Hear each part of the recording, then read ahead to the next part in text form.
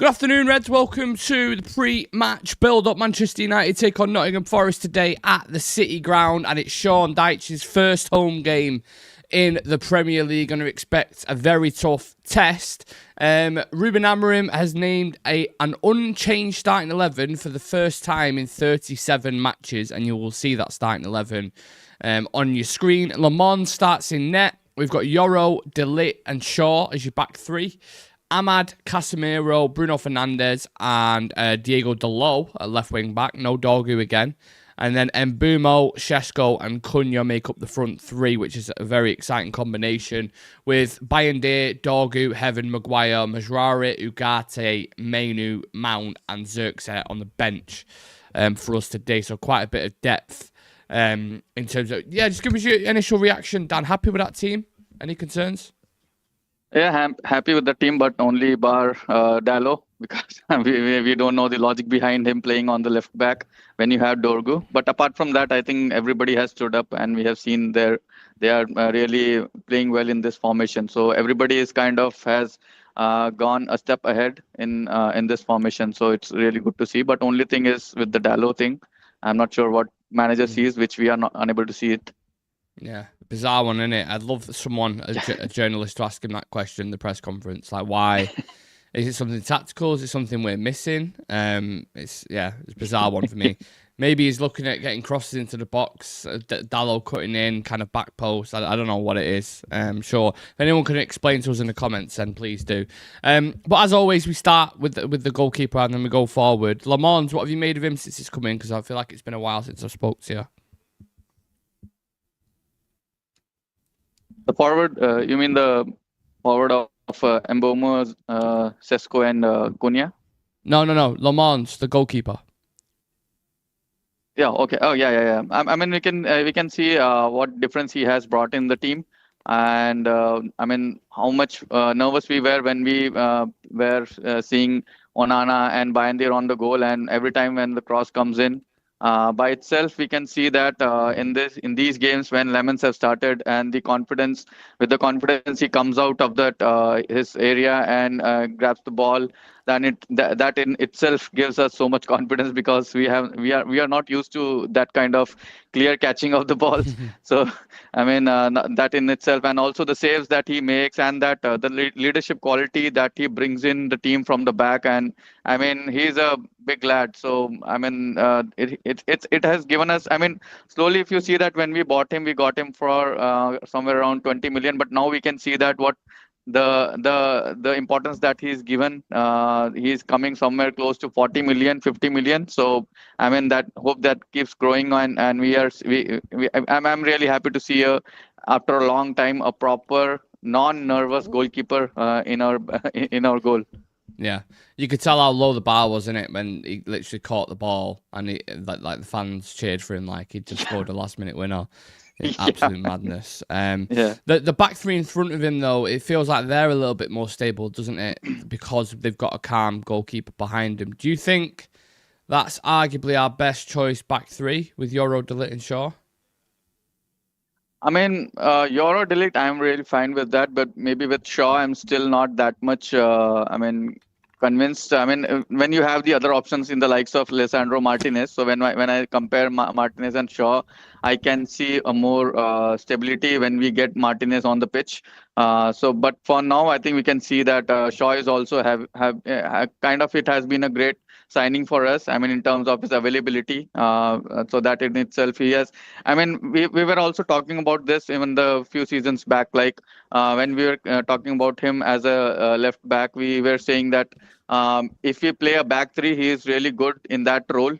Even when he played for England, he was really good in that back three. I mean, he fits that kind of setup. So I think we are really, we are good to have Shaw in that place, because we cannot use him at this setup as a left back, but definitely with his quality of, I mean, kind of more tenacious for a centre back. So and a strong person. So in that position, I think we are good. But if we get Lisandro Martinez on the sheet, I would like to see Lisandro Martinez also fitting up in that role, because that Yoro and Dyche have kind of solidify. I mean, even though now Euro is kind of in and out, considering Maguire in the team, but De Ligt has solidified his position in the back three. With Euro, we see that in the future, Euro would be the kind of a more reliable defender for the future. But on the third person, we definitely will have to rely on Martinez for the future, for the long term. So for me, the best would be Martinez, Euro, and Delete. But I mean, with Shaw, there is no negative at this point. But yeah, I mean, Martinez can give one more level up with that back three. Yeah, it's more of a trust thing, isn't it, with both the left-sided centre halves, I think, with Alessandro and Shaw, because both of them are either, well, Shaw's inconsistent in his performances, like one for 2 months he'll look really, really good, and then he'll just be making mistakes left, right, and centre. So you kind of you can never fully trust him having a sustained period where he looks solid. Yeah. The last time I remember where he was really good for quite a while was when Tellez first came in and gave him that bit of competition, and then he seemed to be good for quite a while then. Obviously, with Lisandro Martinez coming back into the fold, it's going to give him that bit of competition. And they both offer different kind of dynamics. But I look at how important Lisandro was before he got injured and how much he was contributing. You think about it seems like ages ago now, but the goal at Anfield when we drew the game, the goal against Fulham that he scored, the pass that he played for Ahmad against Manchester City, that those kind of key elements, and on the ball, he's arguably one of the best players that we've got in terms of from a technical foundation perspective. I think he's really, really good. So I agree I think when Lisandro comes back in, I would probably move Lisandro into that role, with him being younger as well. I don't think now there's much difference in terms of pace, maybe a difference in terms of strength. But Lisandro brings that intensity and kind of directness that Amorim wants, I think. So he's back in training in here, from what I understand. Yeah. He wanted to be a part of the squad for this game. Amorim was in the press and said, no, we're not letting that happen. We want to ease him back into it. But then I think you're starting to get near your best team then with Amorim at the minute. I mean, I mentioned at the start there, Dan, his first same team that's been named, an unchanged starting 11, first time in 37 matches. We need some consistency, don't we, with the starting 11, because how can you develop any kind of chemistry or patterns if you're not playing the same team, right? Yeah, exactly. Because you've seen that all the successful, teams, if you consider in the last few years with Liverpool and City, they have almost, maybe City, since they have more number of players, they might have been rotating here and there. But with the Liverpool team, they have been playing kind of a same lineup for a long time, and that built that chemistry in them, and they were so, strong at that time. But now when you see that even in United, when we start to see that the managers' ideologies are coming into act in this team, and the players are able to replicate that into the game, and that's where you can see that yes, whatever the manager wants is happening on the pitch. That's where you can start to see like more kind of a same lineup coming week in, week out, and that also gives us the confidence that yes, when we are and we are getting results out of it, so why not play the same team again and again? So, and also we are not playing the midweek games, so the players have a lot of time to kind of regenerate their energy so over the week. So I think playing, and all comes back to we are getting the results out of this setup. So this 11 players, we are getting the results, so why not we play them again? But again, coming back to the same thing, with Dallo thing again, it will be always into the discussion. But also with that Bruno and Casemiro combination, it was a bit concern for me personally in the beginning, because I was unable to imagine how that will play out, and because Bruno being a player who I felt like he's more effective when he's playing at number 10 role, but now I can see that with the last few games, he is really becoming a star in that team, and he is able to, bring all his abilities out in that position itself. So with Casemiro alongside him, so I think this team is, the whatever the Amorim has, stick with his ideas, and maybe like here and there he has done a little bit tweaks, is coming out on the pitch and giving us results. So I would not be surprised if we play the same team again in the coming weeks as well. But again, personally, Dallo. I hope that we see Dogu in that lineup.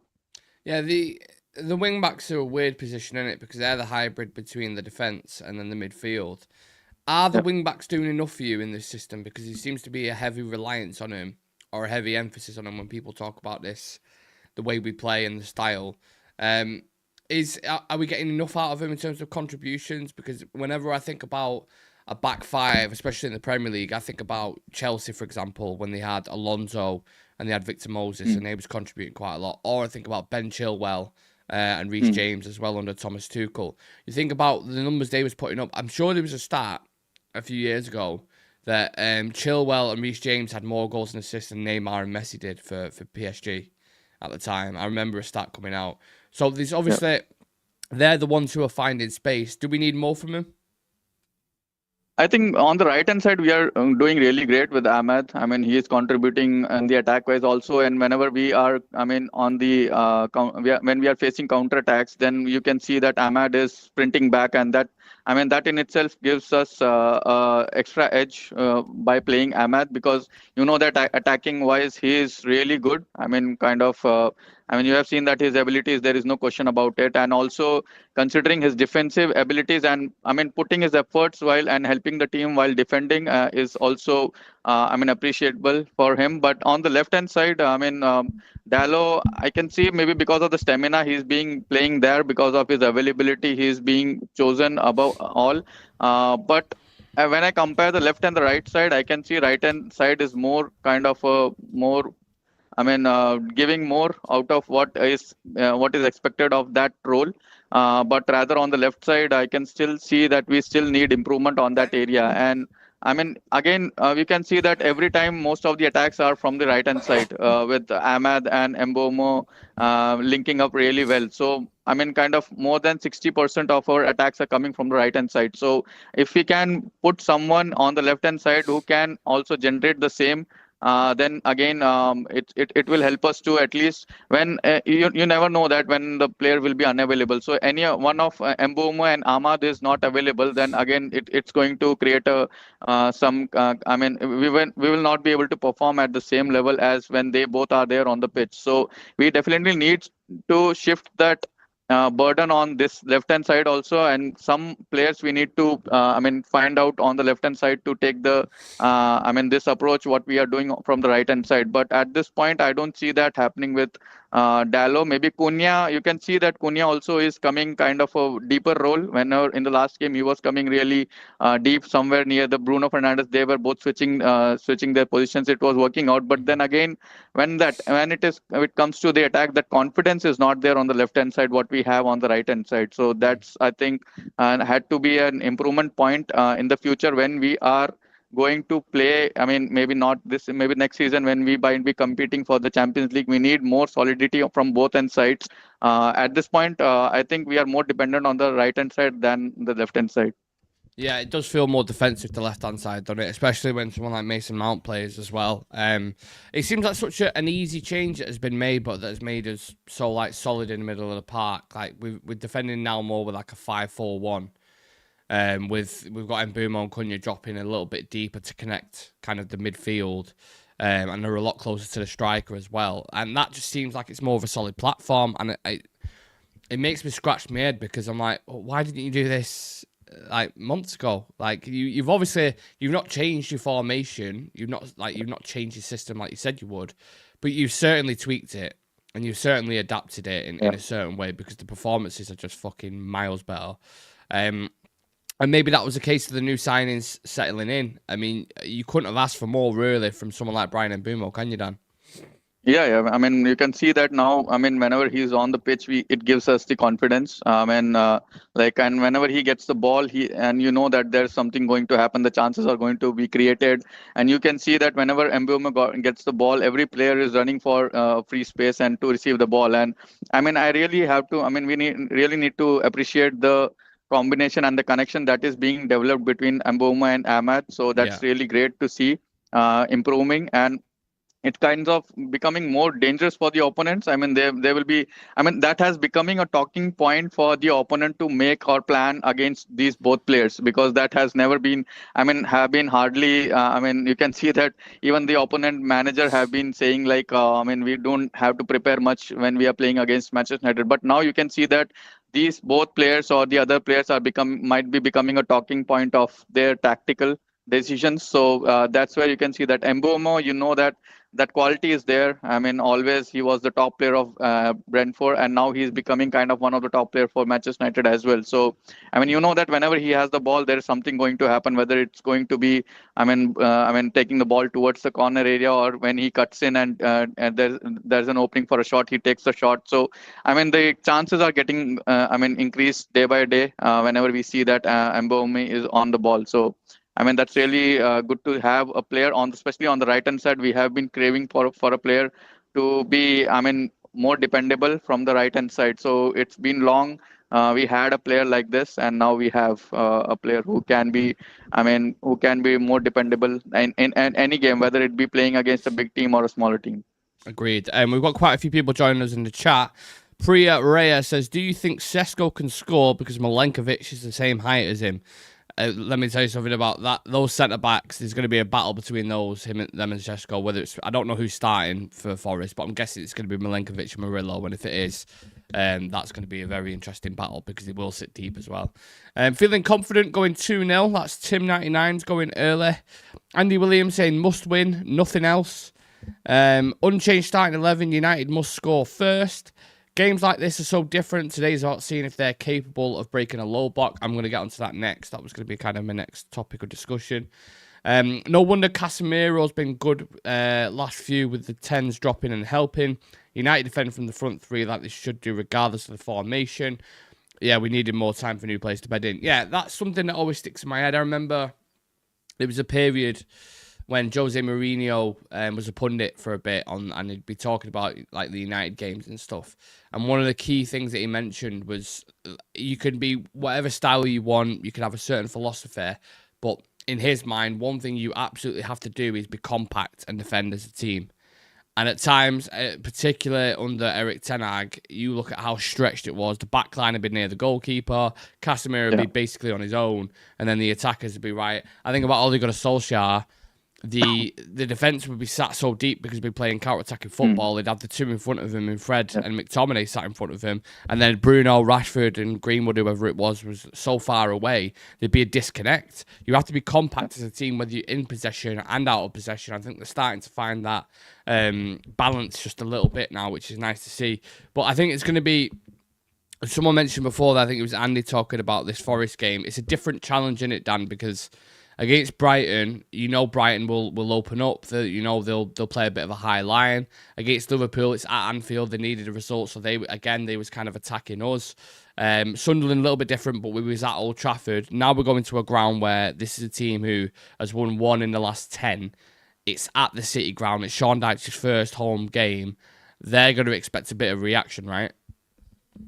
Yeah, definitely, and also the setup which I can expect from them playing against us would be to, kind of play more defensive because they have holding midfielders who are very strong, and I think they normally play that 4-2-3-1, which normally that Ole used to play with McTominay and Fred. So that's kind of setup will be there in today's match. I think then that will create. They will be sitting back and will try to capitalize on the counter attacks. So it's going to be maybe a bit harder to break them at the beginning, but if we score 1 or 2 goals, I think then the match will be more opened up because they need the reaction. And definitely this going to be a kind of a more take your chances. So that's where this game will be decided. And with United, I think we have been creating a lot more chances, but I would like to see more clinical finishing. I hope that I know that Sesko has been really great in other departments, but I really want him to be on the score sheet. And in the last game also, I really wanted him to be on the score sheet. But apart from that, he is doing really great. The hold-up play and the passing, the visibility of his passing, the play, and combinations are really working out for him. But that goals, I really want to see him scoring. At least 1 goal this game, just to, just that as striker, the goals are needed for him to build up his reputation. So that's where I can see that this game is going to be kind of more boring at the beginning, I can feel. Yeah. But Yeah. I hope it becomes, when we score 1 or 2 goals, then I think the defense will really open up. You know what? You spoke about Forest there and the fact of the counter attack, which could be interesting. I'm just looking at the team that they've got lined up now. It actually doesn't look like a bad team, to be honest with you. They've got Sells in net. They've got Williams, Murillo, Milenkovic, and Savona as like the back four. They've got Elliot Anderson and Douglas Luiz sat in front of that, which I think is quite a good double pivot. Yeah, And then they've got Ndoye, Gibbs White, and Hudson Odoi as like your three attackers. And then they've got Igor Jesus up top. I don't know what's going on with Chris Wood. I feel like Chris Wood is a proper Sean Dyche player. I don't know if he's injured. I think he was not available up to I can remember. I think I saw somewhere that he was not available. You think about Sean Dyche having a target man, Chris. You feel like Chris Wood would be, do you know what I mean? Come straight back into the team. So maybe, and maybe he scores. He always scores against us. Yeah, exactly. That's why I thought Chris Wood would be a shoo-in to start. But Forest fans will know more than me. Maybe he is injured. I'm not sure. But is Ovini in the team? Is who? Awoni. 1 year. He might be on the bench. I can only see the starting 11 in front of me. I'm not entirely sure, but he's another one, a physical problem who, can drag centre backs about. But yeah, that team I'm looking at, I think that's dangerous. That on the counter attack, if they click today for whatever reason, and they need to be careful. Do you trust our back line individually to deal with that? Those kind of threats like Hudson Odoi and Gibbs White. Do you trust Yoro, DeLitt, and Shaw? I mean, I think we should be fine. But again, with Igor's pace, I think we should be careful. And also, they have a little, quite decent pace to work out with. We should be really careful with, with players they can easily bypass our defense line. That speed they have. So I think we should be really careful with the long balls. We can see that both their defensive midfielders are well capable enough they're really good on the ball, so they can clearly play passes which can cut the defense line. So I think we should be tracking their attackers more. I don't want to see our back post empty at times, and with the crosses our back posts are empty. I think that's where I can see the threat coming in through into this game. So I think we need to be up into our toes to block their runs. So that's where I think they will be concentrating on. So I think that's what we can sense while seeing and kind of picturizing this game. I can see that they will be more focused on playing balls from the midfield area, and just to be careful with the defense. But I think with Euro, I think we still have the advantage of covering the players who are more pacey. But with Luke Shaw and Dallo, I think on left hand side, I'm really not that confident on that. But let's see how it goes through. I'm just looking at the other games that are going on today. We've got quite a few 3 o'clock kickoffs in the UK. And a lot of them down are teams that are around us. So Crystal Palace playing Brentford, Brighton playing Leeds. You've got Tottenham playing Chelsea. You've got Liverpool playing Villa. You've got City playing Bournemouth. Sunderland playing Everton. Like, you're looking at that table around. I'm trying not to get ahead of myself. I don't want to be that guy. I'm certainly not going to mention Champions League or anything like that. But if they win today, it's obviously teams around us that are going to drop points as well. United can end up in second or third if they win. How mad is that? Yeah, and that's really crazy. Like 3-4 games before, if you have said like we will be somewhere near the top 4, nobody would have believed that. But yeah, that's what it does. The 3-4 regular wins can change the whole table around, turn upside down. So that's what was expected even the previous seasons also. Like whenever we are playing against a kind of a smaller teams, if we win them, then also we can finish in a decent position. But that's what it matters. Even in the full season of this, this season itself, we need to be focusing on these kind of games, like playing against Nottingham Forest and the smaller teams. We should be taking the 3 points for sure, and playing against the big teams, we can maybe afford to. I will not want, but afford to draw or drop points there. So that in itself will keep us on the path of the top 4. So that's what I can see. Like consistency will be key. If we win on today's game and maybe the next against Tottenham, is it?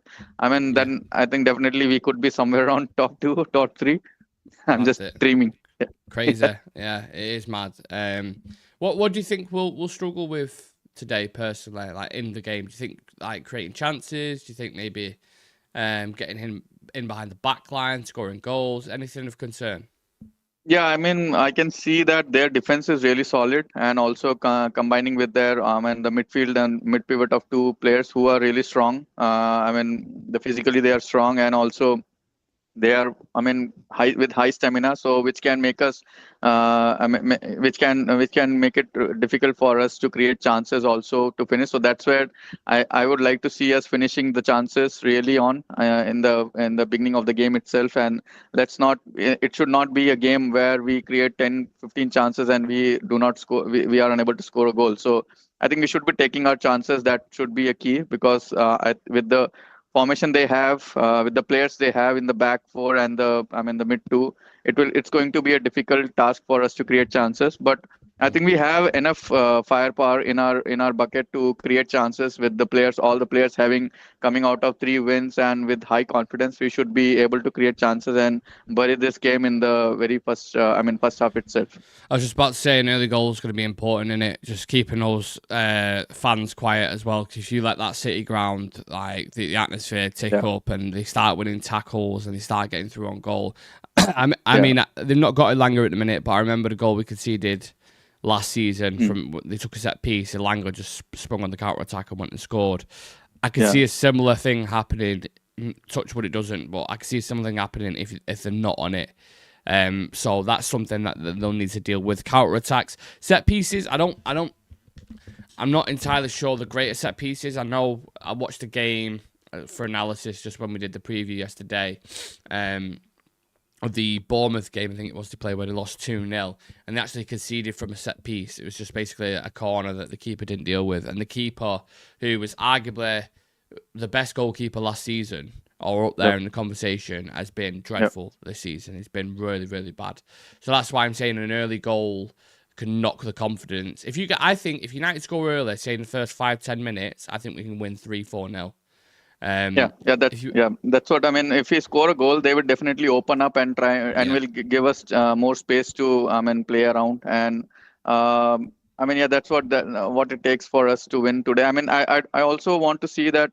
I'm also fearing that it should not. I hope that the players, after coming back from 3 wins, they are not overconfident, and also by seeing the Nottingham Forest, their bad form, our players should not get overconfident, rather than just be on their toes and just try to bury the game in the first half itself and try to score as many as goals and develop the confidence, because we need a lot more confidence for this game than in the Tottenham game. So we can carry on this game. So what a run it would be, getting 4 and 5 wins in a single stretch. So I can't remember the last time we've done that, to be honest. Yeah.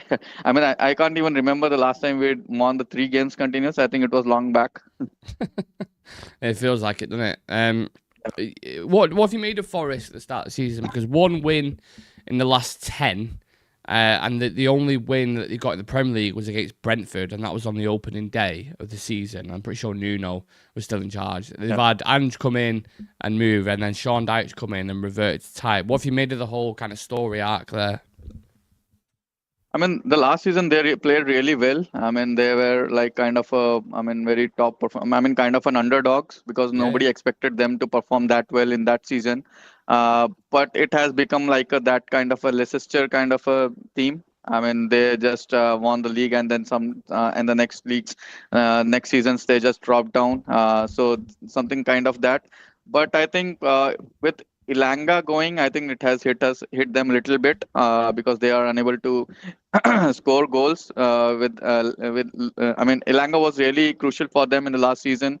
But now this season they are lacking that attacking power, though they have some players who can still have that, who can bring that ability into the game, but again they are unable to score that many goals. And now I think in this season it has totally been crashed for them. I hope they come out of that, because somehow they are a good team, but still in a very down the table. They, at least if you see that the type of players they have, they at least deserve that mid-table positions. So I think with Sean Dyche coming in, I think he might be able to stabilize the ship, and and that could be. I think today is the big test for him as well. He would be in bigger pressure. With I think he lost the last game. Mm. Um, so I Yeah, think 2-0 to this could Bournemouth. so this could be a man kind of a big pressure for him as well, because in before that game they won the I think Europa League game, and without a manager. So I think now the pressure is piling up on Sean Dyche. But I hope they will. I think they will do better in the coming days. That's this just the turning point for them, and maybe hope it's not today. Yeah, hopefully not. Ruben Aaron's been speaking. He's talking about we are confident as a team, as a club. Our fans are a little bit more confident, but we need to forget what we did in the past. Like I said, in the past, these last 3 weeks, we need to do all over again. I don't feel like that conversation's going to go away for a bit. Even if we win 5 in a row, 6 in a row, I still think there's going to be that kind of asterisk or that little bit of PTSD in people's minds where they're like, I still can't. Do you feel the same? Do you know what I mean? Yeah, I mean, I'm at some portion of my mind, I'm still having whether this is kind of a luck or something. But yeah, I Yeah. hope this is like It's a, not real, I like a dream a little bit. yeah, yeah, yeah. Yeah. But yeah, I think we can see that the team is really kind of improving. The stats are improving. So Yeah. I mean, so that in itself shows that this is real thing. But then again, you have being a Manchester United fan, you know that at your back of your mind, you will It'll definitely change always have that. like Yeah, that. yeah, Yeah. I mean, the yeah, Brentford game was a big part of that, Dan, wasn't it? Because we yeah. beat Chelsea and it was like, right, okay, you can finally kick on now. And then that performance against Brentford. And similar to where Brentford didn't really do anything extraordinary. They just played it into the channels and we struggled to deal with it. So, and I'm looking at this Forest team thinking maybe they can use that Brentford game as a bit of a blueprint to get at us. Yeah.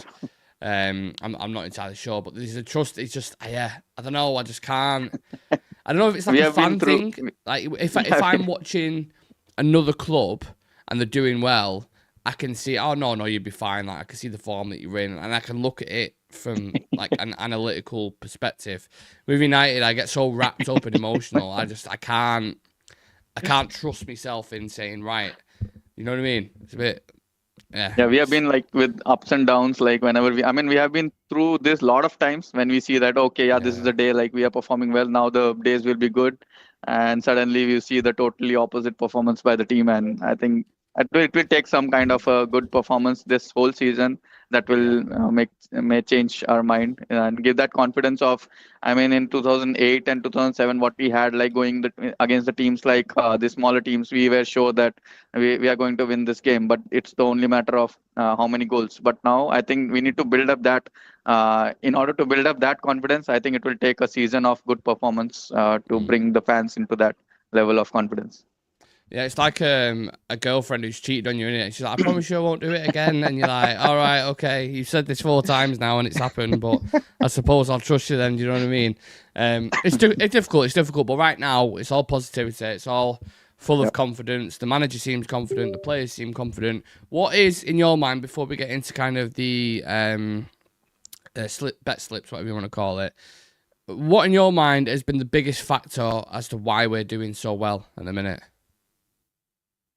I think the very first thing I would like to, I mean, I can think of is, I mean, little bit tweaks here and there, what Amorim has done with the players. I mean, giving more kind of a workload for the players to, I mean, do in the other areas as well. Because before that, it was like kind of a straightforward, like every player has to do only these things. But now I think we can see that every player is defending, every player is coming out and contributing in attack. So little bit here, tweaks here and there. I think that is really working out. And also the you can see that the chemistry that has been built up between the players in the likes of Mbeumo and Ahmad on the right hand side, and also Bruno Fernandes and Casemiro. That is also a great thing to see.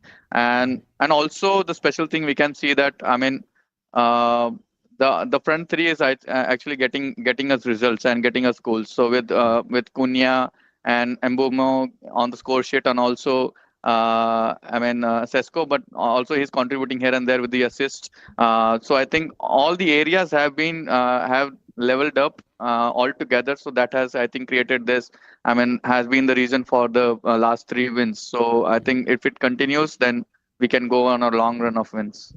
Who's been the most impactful signing, in your opinion?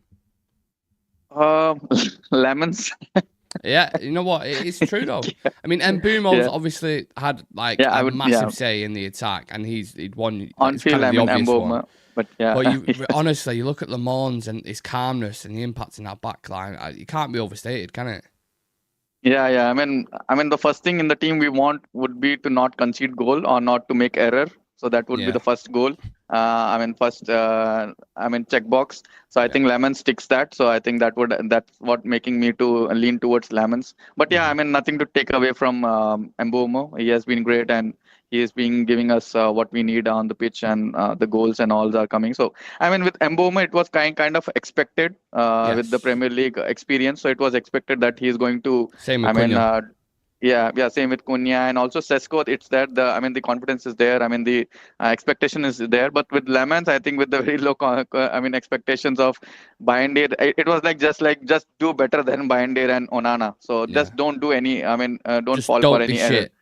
Yeah, basically. Just catch the ball. Don't be shit. Catch the ball. Save the ball. And pass it like a normal person. I think that's another thing. We're not trying to play out from the back as much. We're just keeping it simple. We're going long. We've got Sesko who can win it in the air now, and then we're playing off second balls. That's what we did against Liverpool and against Sunderland a little bit. I think we did as well. Yeah. And then with Brighton, it felt like okay, we'll out Brighton them a little bit. We played with the ball a little bit. We was fizzing it on the ground. So it seems like there's a different approach, and like different kind of tactical approach to different games, which I really like at the minute. So I'm fascinated to see how they go about it today. Is it going to be kind of sustained pressure where we have a lot of the ball and you've got Ahmad and Mbumo causing problems consistently? Will it be again a bit of an end-to-end, going long, Sesko flick on? I'm fascinated to see how this is going to play out. I really am. And with that being said, let's do the 4 things you see happening in this game, Dan. I think Sesko scores and we creating more than 15 chances. And Casemiro, 15? Yes, 1-5. Wow. and I think I can see Casemiro getting a yellow. Casemiro getting a yellow card is inevitable in it at this point. It really, really is. Yeah, Casemiro getting a yellow card, and also I think I'm trying hard to say this, but maybe a clean sheet. Clean sheet. Yeah. Sheet. Yeah. Yeah, very. Make sure you pronounce that correctly. That's the main thing. I was just on the border of pronouncing. Yeah, it might be a clean shit by the end of it. You don't know, do you? You don't know which way the game's gonna go. So, is that 3 things or 4 things that you said there?